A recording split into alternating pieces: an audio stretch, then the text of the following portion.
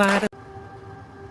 Hey guys, welcome back to my channel. It's your girl Alana here. Welcome back to 3 Degrees of Love, 3 Degrees of Love Divination.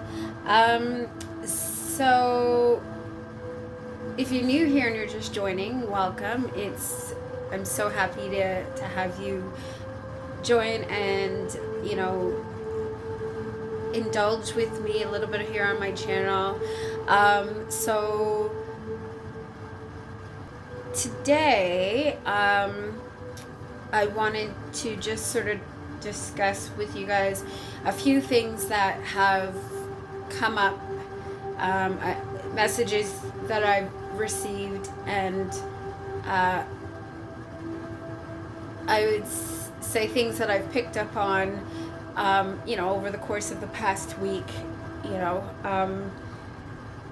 that I think would be useful for everyone to think about and be able to apply to their situation.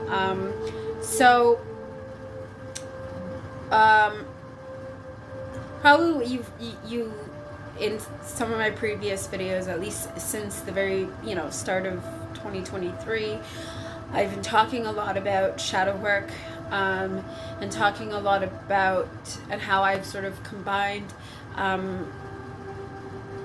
all aspects, including therapy, the fact that my background is social work, and I've been, it's my career, it's what I went to school for, right? So and being someone who personally struggles with mental health as well, I am a mental health advocate. So there's been a few things that have sort of come up that that seems to sort of been a theme.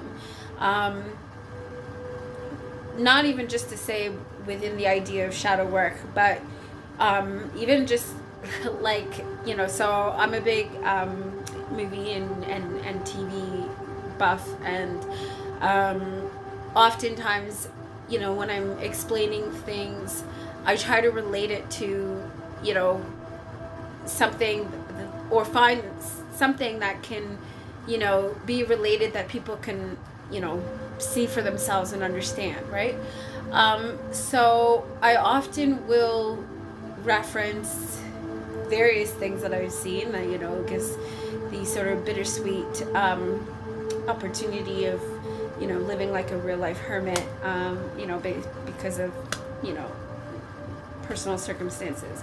So, but one of the things that was really kind of coming up is that I've sort of been seeing more and more is the idea of shadow work in regards to family history, generational trauma, parental abandonment, and this sort of came up, well, I think there was a few different TV shows, but one in particular that really sort of stood out to me was, I think, one of the latest episodes, and I will put it up on the screen, one of the latest episodes of The Equalizer, and that is a show stars Queen Latifah. Quick synopsis, one of the characters, I guess, was abandoned by his mom a long time ago. There's some sort of religious theme around that, and the idea of this particular character in the show being abandoned by his mother and believing one thing about her, and only later now, after she's already gone and it's been, I don't know, I forget, 20 plus years, whatever, that did he really learn the truth as to why his mom was absent from his life. And so sort of what that sort of brought up for me in the sense of message received, to relate, to others, is that oftentimes well, in many different circumstances throughout life, right? But right now we're talking about the family unit, right? And if we're talking about generational trauma, and we're talking about familial ties and parental abandonment,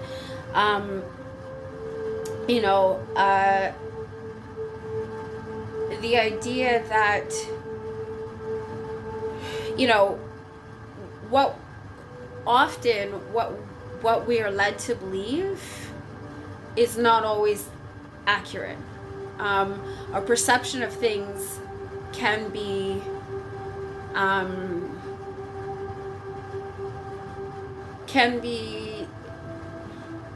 poisoned, if you will, lack of a better phrase, or misguided, right? And so and why shadow work is important is because it helps to get to the truth of the matter, right? When I talk to you guys about boundaries and safe people and understanding that and doing the work to really understand whether or not some of the boundaries that we may be putting in place, are they really boundaries that are necessary, or are they boundaries that we've put up because of false beliefs, which tends to stem from childhood trauma and becomes a coping mechanism, if you will, and sort of reevaluating what those what those beliefs are, and if they actually are valid or if they're false. The next thing that came up, and this is, I would say, is attributed to actually two shows. One being 911, and the other being Station 19. So in both of these episodes, or both of these TV shows and episodes, the characters are work in in the healthcare industry, so they are actually first responders, and in Station 19, we see one of the characters, dealing with stress on the job, a sort of toxic work environment, and they're being, this sort of, dealing with office politics and stuff like that.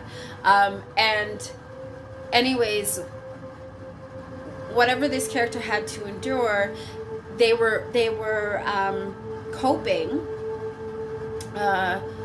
with excessive exercising, to the point where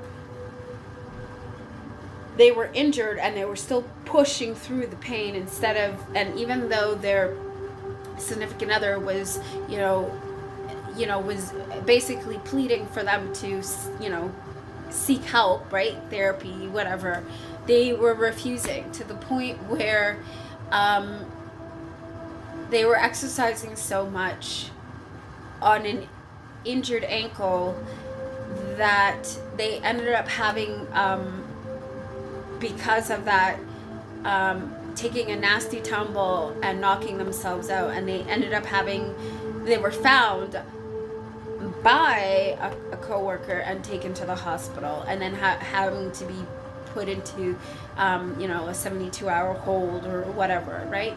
And then you see the characters sort of working through their issues, but the breakdown of their job, their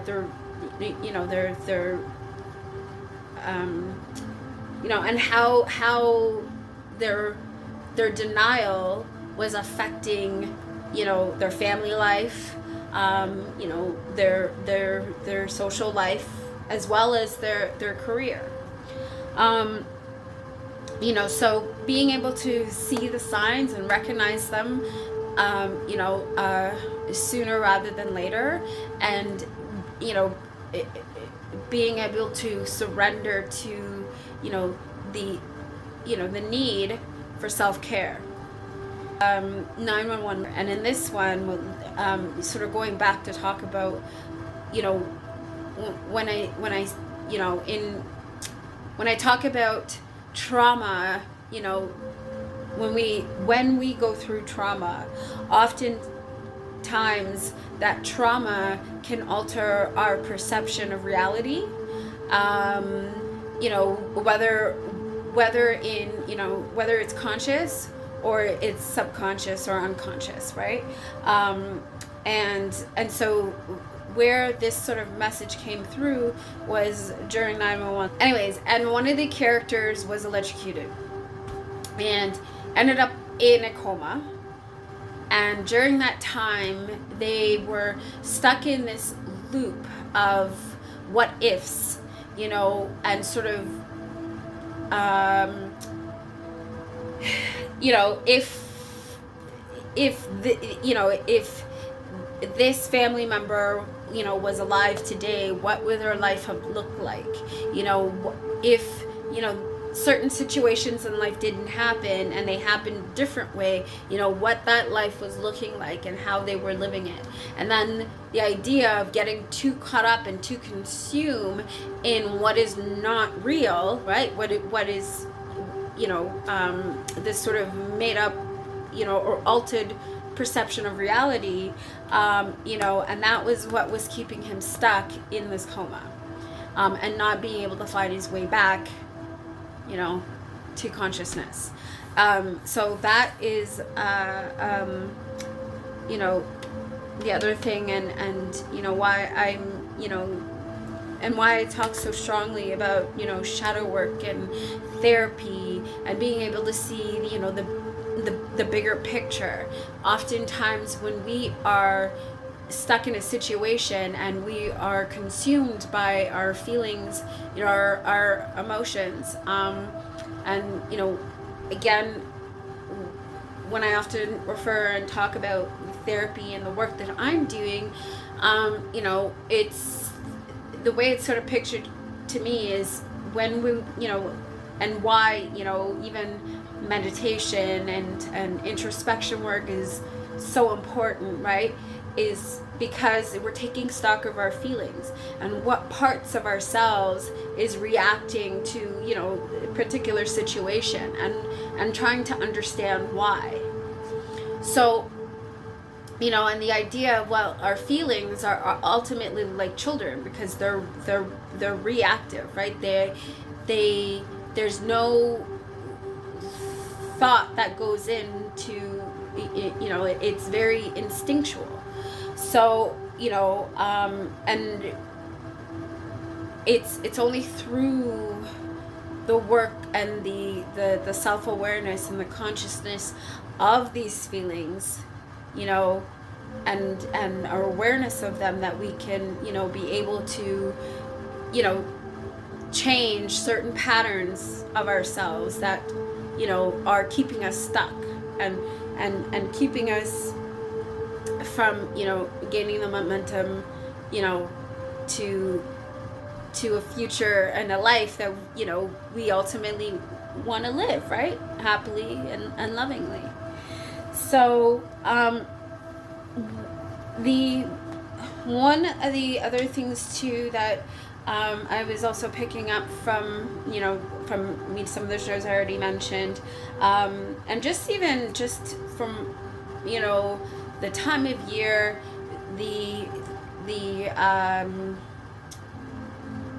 you know, sort of what, you know, I'm seeing as the trend and stuff like that, is the idea of honoring our heritage. I feel like as we've progressed in this life, as, you know, we you know, the collective, you know, over the course of the years I've been alive, we've moved further and further. We seem to be moving further and further away from understanding our past, which is weird because it's like we're repeating the same patterns, but we're not like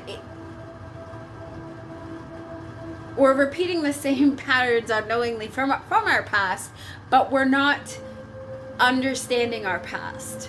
We're not, you know,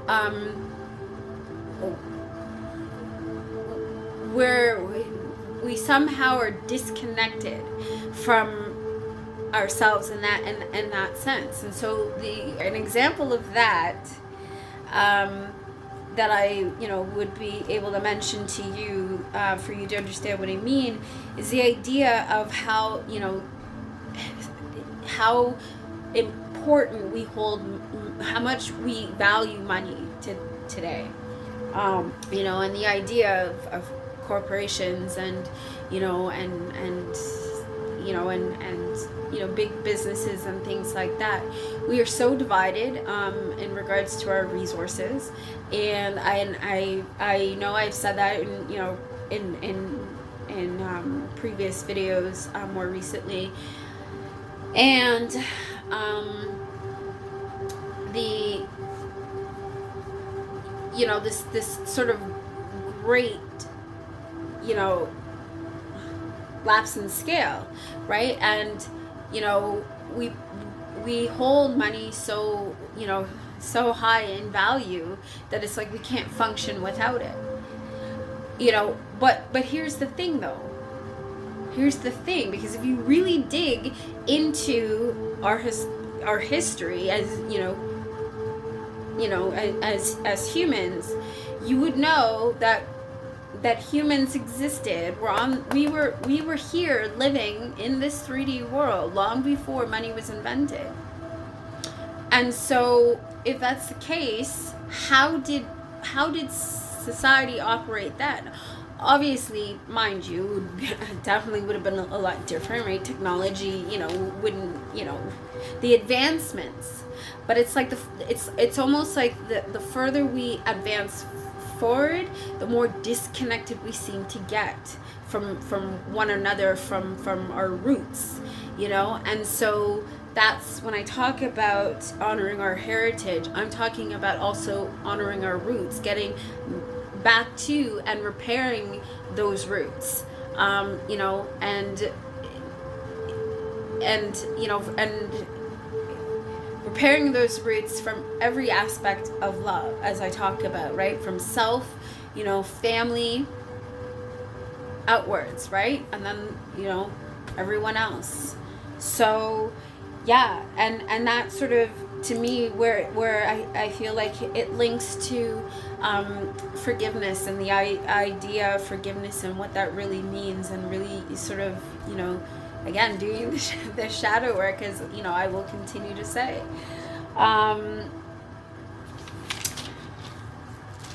So, you know, and I guess that's you know, the where I realized I had written down quite a, you know, several different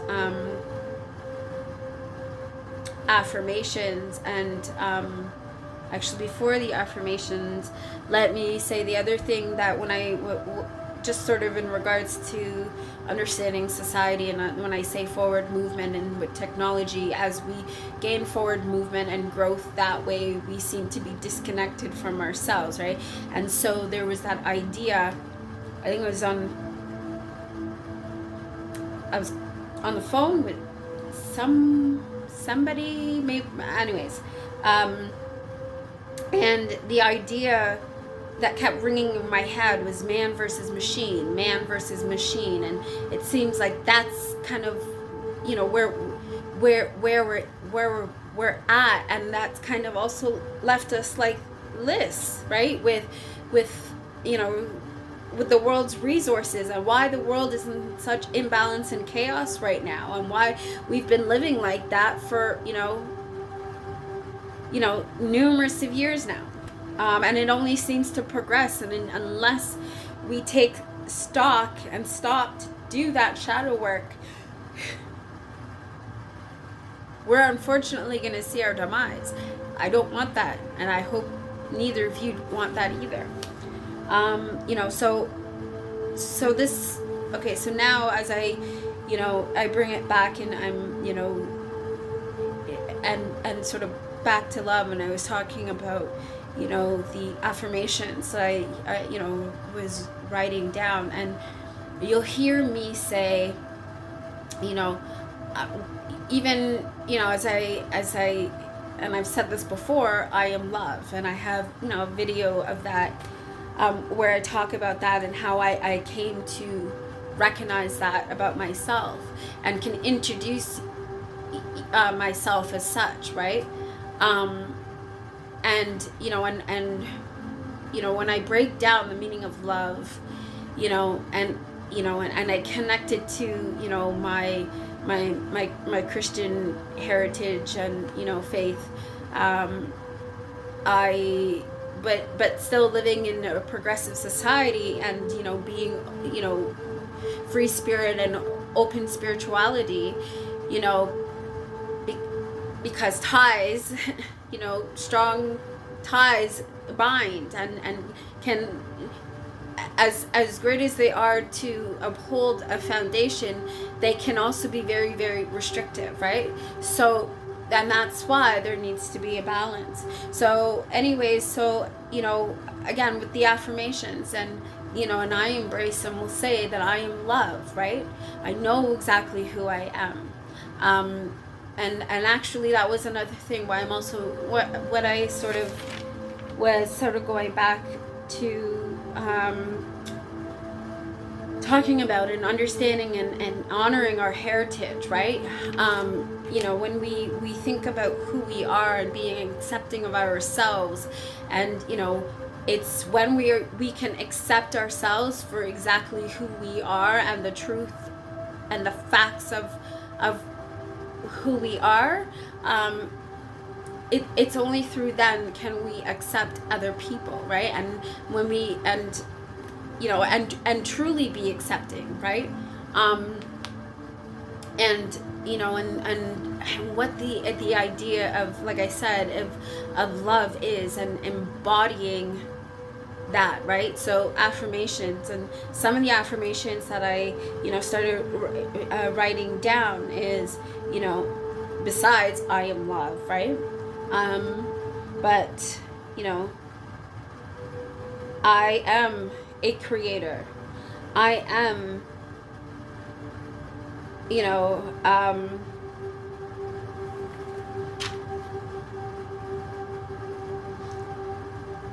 I am a Care Bear. I am, my name. I am Alana. I am a leader. I am a light worker. I am a healer. I am a shadow worker. These are the things that, for me, I wrote down. But and confirming that, yes, I am a being. I'm whole. I'm with feelings. Right? And just, so some of those things, that I am real, right? I'm not a machine, right? So, and knowing that, and being able to accept imperfection, right? Because that's what it means to be human, right? I think I kind of sort of going back to the idea of man versus machine, we have the recognition of us taking control for ourselves and of ourselves, right?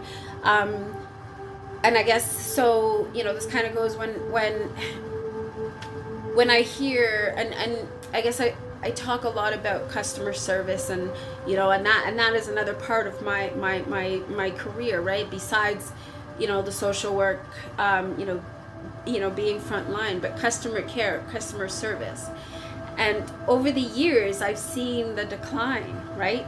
I've seen, like, you know, I talk about the loyalty, you know, to and honoring, you know, our foundation and our roots and things like that, right? You know, I've been with the same phone company, I've been with the same bank for 20 some odd years, you know, and then so, you know, so I look at, you know, as one individual person, right, giving into a business corporation and the support that's there, right, and then looking at, and this is where when I talk about shadow work, and I don't just mean it from a personal level, I mean it from all levels, right, and with love, right, so you know, from self, family, right, and the bigger, but even in aspects of different sort of umbrellas and foundations, right? So, you know, in society, right, individuals versus, you know, businesses and corporations, and, you know, and businesses, how they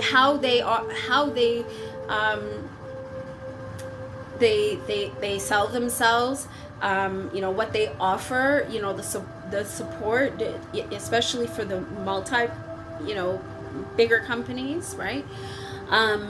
You know, doing the shadow work there, because, you know, doing the shadow work there, because I'll often hear things like, if I've called in, and there's, you know, been a complaint, and, you know, they'll say, oh, well, you know, all you needed to do was just give us a call and tell us, like, you know, tell us that there was an issue, or whatever the issue is, that you know, trying to put the responsibility back on the individual. But okay, but we're in the middle of we survived a pandemic, excuse me, well, for those of us who have, right, you know, the inflation, the economy, right, a lot of people in what occurred, you know, lost lives, lost jobs, you know, whatever, you name it, right, you know, and as, you know, and as mental health and other health issues go up, right, people are broken down even more, right, and as individuals, people were, you know, the range of what people have had to endure has, you know, sort of, you know, fluctuated amongst individuals, right, but throughout it all, these big corporations still turning a profit, right? And so, you know, they're still turning a profit, and inside of it, right, the customer care, the people who are the frontline staff who have to deal with the everyday public, right? When, as individuals, they have to interact with each other, their frustrations are going to be on each other. Okay, so one of the other things that sort of came up, you know, is the understanding of the sort of the disconnectedness that, you know, religion versus, you know, open spirituality, and you know, and the differences, you know, and how disconnected we've become. So, you know, one of the things that sort of came up in thought was, and of course, this is coming from the perspective of my Christian upbringing, right? Because I can really only speak to that, right? So the example that I'm using, but so as I have mentioned before, I used to work in a Christian bookstore, and this was after already losing I was already in the middle of my tower years, if you will, at this point, and I was working in the Christian bookstore, and was seeking and immersing myself in my faith again, right? It to a certain degree, because there were still a lot of things that I still, did not agree on in regards to, certain practices and things like that. Anyways, and then so, as I started getting into alternative forms of spirituality, and and digging into the idea of chakras, and and sort of more pagan practices and things like that, and then the idea, and then of course seeing the trend in the tarot community, and with tarot and oracle, and the popularity of people working with it more and more, right?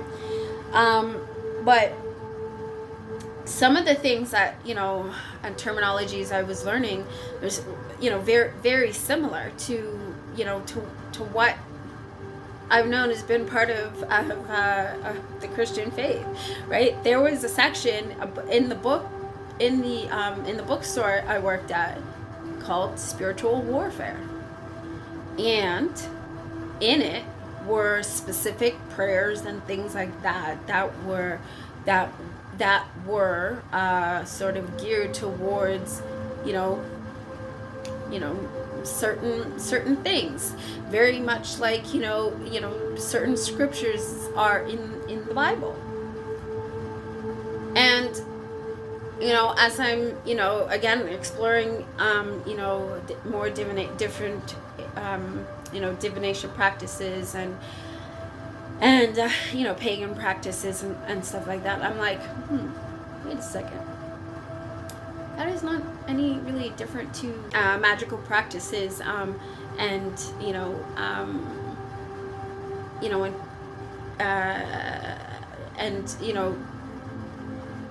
the practices that Wicca and some of what they practice in witchcraft and things like that occur, and and the idea of spells, right, is the idea, and behind the term, there's a reason why it's called spelling, right? And when we take letters and we spell it out to make words. So prayers are a lot like spells, if you will. So yeah, and and that's sort of where I started going back again to that disconnect, and very similar practices, and those in the tarot community know that there is know there's a connection between Christianity and tarot, right, historically speaking, and I would, no, don't quote me on this, but I'm pretty sure more so to do with the RWS than with any of the other ones, like Marseille or Thoth,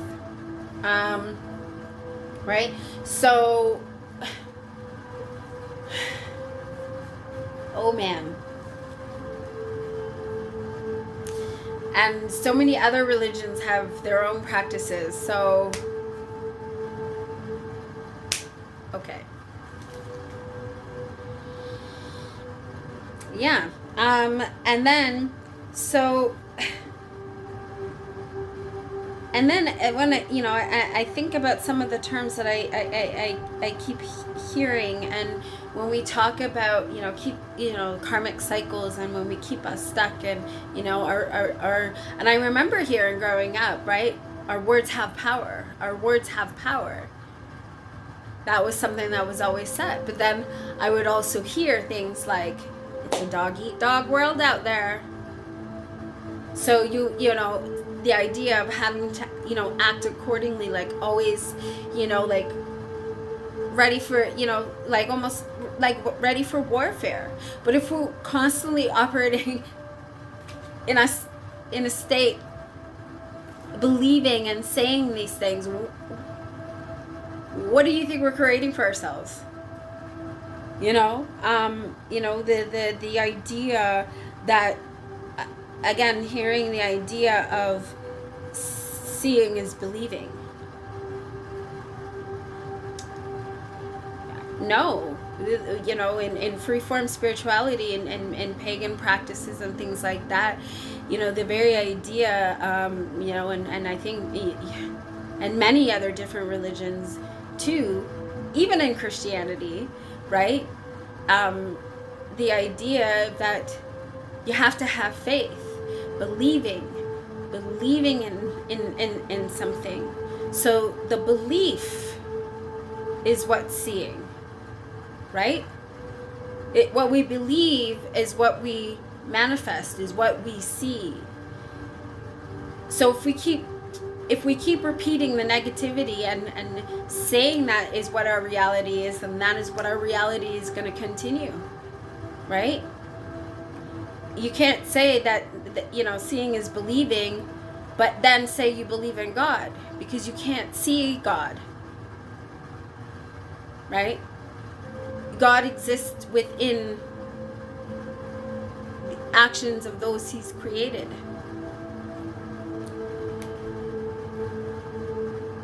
Right? So it's the belief that becomes what we see. And if you believe in God and you've never seen God, and you could hold true that you're a true believer, but you're constantly doubting others and rejecting others, then you're not, right? We're repeating the same negativity, the same negative karmic cycle. And so, and that's why the importance of being centered and being focused on the truth, and what we are, where we come from, what we collectively have all are a part of, right? That divine consciousness, that center, that middle, that's right? The truth in the stillness of it all. So it's, the evil aspect is the ego. When you tip the scale, that, the imbalance, that we're not equal, right? The ego, right? And that's why the importance of shadow work, and being able to recognize and pay attention to, the parts of ourselves, that we don't really, are not consciously aware of, that, become instinctual, that, may react in a certain way, and seeing, be able to see and recognize those patterns in order to break the cycle and change, and right. So